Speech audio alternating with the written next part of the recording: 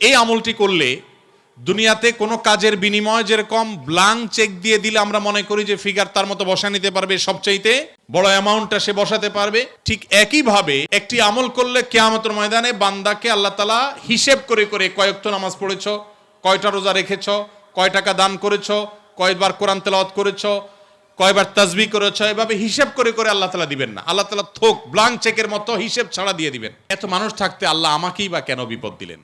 যারা মনোবেদনায় আছেন, কষ্টে আছেন, বিপদে আছেন, ভেঙে পড়েন যে এত বিপদ কেন, একটি মাত্র আমল আছে, আর কোনো আমল নাই।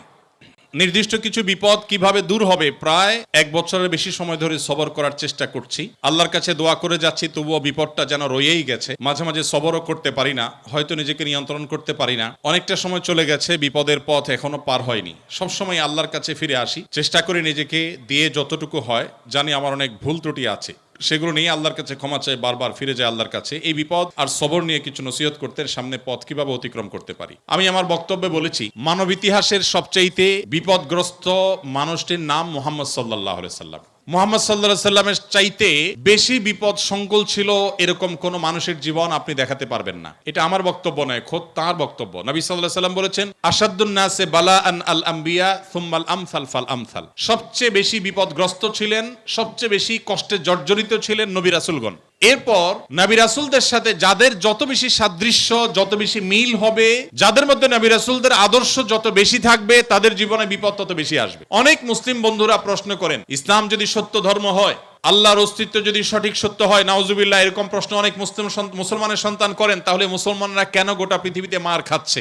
কেন ফিলিস্তিনেও আমরা দেখি বোমের নিচে মুসলমান? কেন কাশ্মীরেও আমরা দেখি নির্যাতনের নিচে মুসলমান? কেন সিরিয়াতেও আমরা দেখি নির্যাতিতে মুসলমান?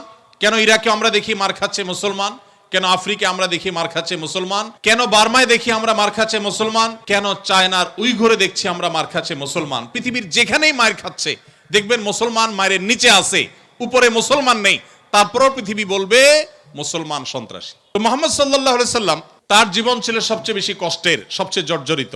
এখনো মুসলমানরা সবচেয়ে শান্তিকামী, তারপরও তাদের সবচেয়ে বড় ব্লেমটা হজম করতে হয়, সবচেয়ে বড় মিথ্যা অভিযোগ তাদের উপরে করা হয়। অথচ মুসলমানরাই হলেন পৃথিবীর সবচাইতে শান্তিকামী, সবচাইতে শান্তি। যেই কোনো বিচারে আপনি উন্মুক্ত মনে যদি বিচার করেন, আপনি দেখবেন যে পৃথিবীতে কোনো গণহত্যার সাথে পৃথিবীর ইতিহাসে মুসলমান শাসকদের বহু দোষ ছিল, বহু ত্রুটি ছিল, শতকণ্ঠে আপনি সমালোচনা করতে পারেন।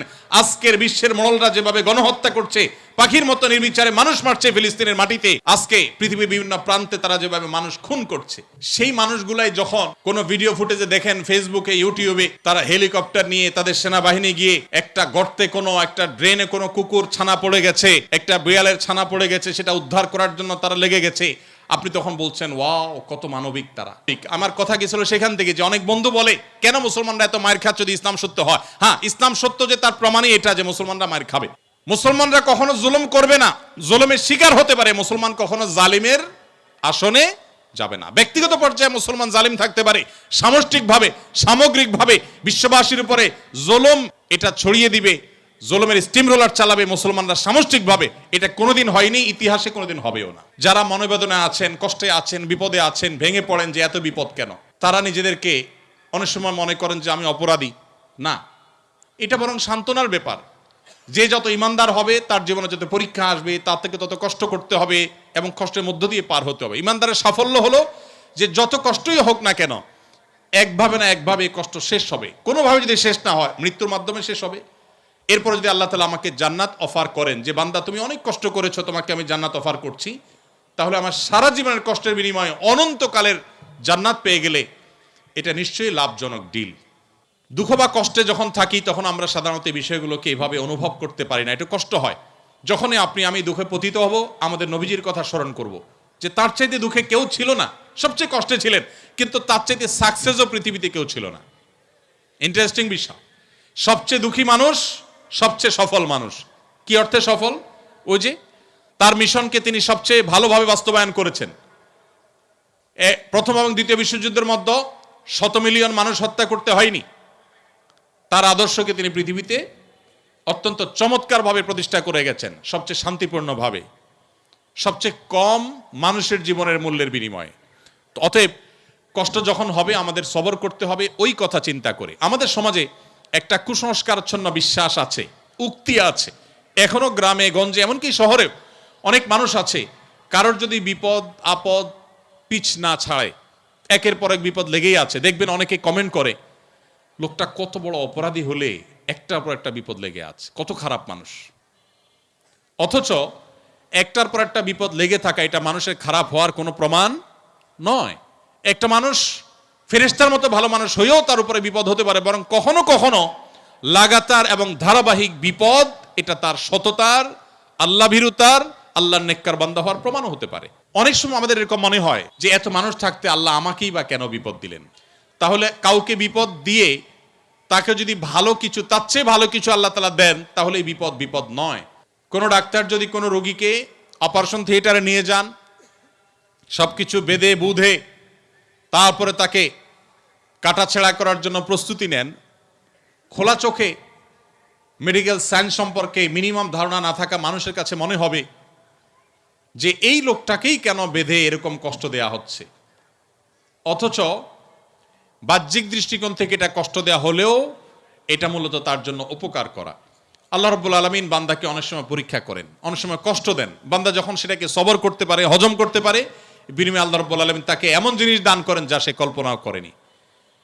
একটি আমল আছে যে আমলের বিনিময়ে আল্লাহ তাআলা দিবেন ব্ল্যাঙ্ক চেক দিয়ে বিনিময় দেওয়ার মতো করে, হিসেব ছাড়া। একটি মাত্র আমল আছে, আর কোনো আমল নাই। যে আমল সম্পর্কে আল্লাহ রাব্বুল আলামিন কোরআনে কারিমে বলেছেন যে এই আমলটি করলে দুনিয়াতে কোনো কাজের বিনিময় যেরকম ব্ল্যাঙ্ক চেক দিয়ে দিলে আমরা মনে করি যে ফিগার তার মতো বসা নিতে পারবে, সবচাইতে বড় অ্যামাউন্টটা সে বসাতে পারবে, ঠিক একইভাবে একটি আমল করলে কিয়ামতের ময়দানে বান্দাকে আল্লাহ তাআলা হিসেব করে করে কয় ওয়াক্ত নামাজ পড়েছো, কয়টা রোজা রেখেছো, কয় টাকা দান করেছো, কয়বার কোরআন তেলাওয়াত করেছো, কয়বার তাসবিহ করেছো, এভাবে হিসেব করে করে আল্লাহ তাআলা দিবেন না। আল্লাহ তাআলা থোক ব্ল্যাঙ্ক চেকের মতো হিসেব ছাড়া দিয়ে দিবেন একটা আমলের বিনিময়ে। সে আমলটা কি? কোরআনে কারিমে আল্লাহ বলেছেন ইন্নামা ইউওয়াফাস সাবিরুনা আজরাহুম বিগাইরি হিসাব। যারা তাদের জীবনে ধৈর্যশীল হিসেবে নিজেদেরকে প্রমাণ করতে পেরেছেন। ইবাদত করতেও ধৈর্যের প্রয়োজন হয়, অপরাধ এবং পাপের পথ না মাড়ানোর জন্য ধৈর্যের সংযমের প্রয়োজন হয়, আর বিপদ আপদে কষ্টে তো নিজেকে ধৈর্যশীল রাখতেই হয়। এই ধৈর্য যদি কেউ ধরতে পারে, নবী কোরআনে কারিমে আল্লাহ তাআলা বলেছেন ইন্নামা ইউওয়াফাস সাবিরুনা আজরাহুম বিগাইরি হিসাব। ধৈর্যশীলদের বিনিময়ে আল্লাহ তাআলা দিবেন হিসেব ছাড়া, ব্ল্যাঙ্ক চেকের মতো। এই জন্য নিজের জন্য খারাপ কিছু হলো, নিজের কোনো বিপদ হলো, আর তখন আমি মনে করলাম আল্লাহ আমাকেই বা কেন দিলেন। আল্লাহ আপনাকে ভালোবাসেন, সেজন্য আপনাকে তা দিয়েছেন। এটি আমার কথা নয়। নবী সাল্লাল্লাহু আলাইহি ওয়াসাল্লাম বলেছেন ইন্নাল্লাহা ইযা আহাব্বা কওমান ইবতালাহুম। আল্লাহ যখন কোনো সম্প্রদায়কে, কোনো মানুষকে ভালোবাসেন, তাকে পরীক্ষায় ফেলেন, তাকে বিপদে ফেলেন। এটা আল্লাহ সুবহানাহু ওয়া তাআলার সিস্টেম। তো এই জন্য আমরা যারা বিপদগ্রস্ত আছি তাদের জন্য সান্ত্বনা হলেন নবী করিম সাল্লাল্লাহু আলাইহি ওয়াসাল্লাম। আল্লাহ আমাদেরকে ধৈর্য ধারণ করার তৌফিক দান করুন।